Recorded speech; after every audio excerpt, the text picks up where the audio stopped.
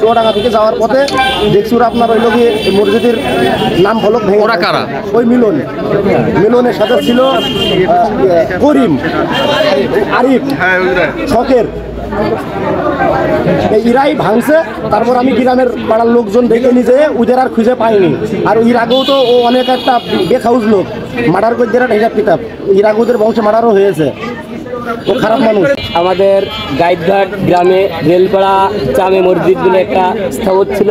মসজিদের ওই রেল শব্দটা মাঝের পাড়ার কিছু সংখ্যক লোক ওইটা তুলে দেওয়ার জন্য মিলন এই রাত 11:30 বাজে তখন ও রাত্রি মই বাঁধিয়ে গেটের হলো নামটা রেলদার শব্দটা মুছে দিয়েছে, ভেঙে দিয়েছে।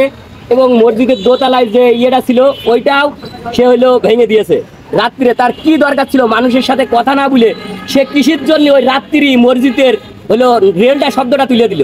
মসজিদটা আজ থেকে 40 বছর আগে, 40 বছরটি মসজিদটা রেলপাড়া শব্দ হলো ইয়েতেই পরিচিত। এবং কারেন্ট বিল আসে রেলপাড়া বলে, যে আমরা টোকনে যে টাকা তুলি রসিদ বই সেটাও আছে রেলপাড়া বলে। তারা এখন কি উদ্দেশ্যে রেল শব্দটা তুলে দিচ্ছে? এই কাজটা করেছে মিলন আর মাঝের পাড়ার মিলন। এর সাথে আমাদের যে এখন স্থায়ী সভাপতি আছে, মানে সে সভাপতি চলে যাওয়ার পরবর্তীতে একজন সভাপতি নিয়োগ হয়েছে ভারপ্রাপ্ত, সে তার ইন্ধতা করেছে, তাকে ওই জায়গাটায় তুলে ধরেছে যে এটা রাত্রি করতে বলেছে কি করতে বলেছে। সে রাত্রি তার যখন পুলিশ যায়, পুলিশের সাথে সে এখন কথা বললো যে না এটা আমি বলিনি, কিন্তু পরবর্তীতে আমরা তলায় তলায় শুনতেছি যে তার ইন্ধন আছে। এটি সে হলো সভাপতি, সে এখানে ইন্ধন দিয়ে যে ওই হলো রেল শব্দটা রাত্রি 11টার সময় সে হলো তুলে দিয়েছে। রাজনৈতিক পদ আছে, সে হলো আমি লিখ করতে আগে, এখন বর্তমানে জামাতের মিলন, জামাতের সে হলো একটা পদ নিয়ে আছে, জামাতের সেক্রেটারি, ওয়ার্ড সেক্রেটারি সে এখন।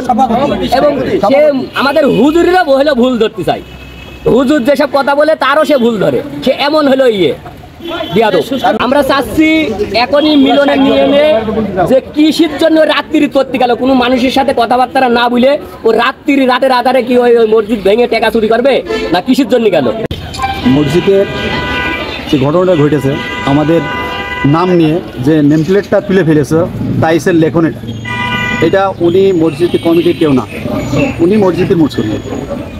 উনি কার মদতে বা কিভাবে ও নিজে রাত 11টার সময়, এই 11টার সময় আমার কাছে ফোন দিয়েছে আমার আর এক ভাই যে মসজিদে এইরকম টাইসের লেখনি মিলন ভেঙে দিয়েছে।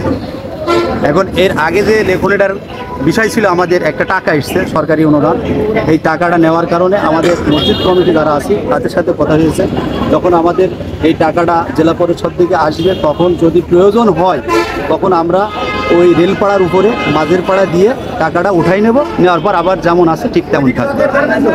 এটাই নিয়েই মূলত এই নামটা তারা ইয়ে করার পরে এখন পুরাটাই তারা বাতিল করার ওইটা ইস্যু, টাকাটা নেওয়ার ইস্যু করেই মসজিদের নামটা ওই যে পাড়ার কথা বলছে যে মাঝের পাড়া করে, এইদিকে 1/3 লোক আর রেলপাড়ায় 4 ভাগের 3 ভাগ লোক রেলপাড়া, এদিকে 1 ভাগ মাঝে। এর আগেও একবার কেন এটা নিয়ে একবার ইয়ে হয়েছে।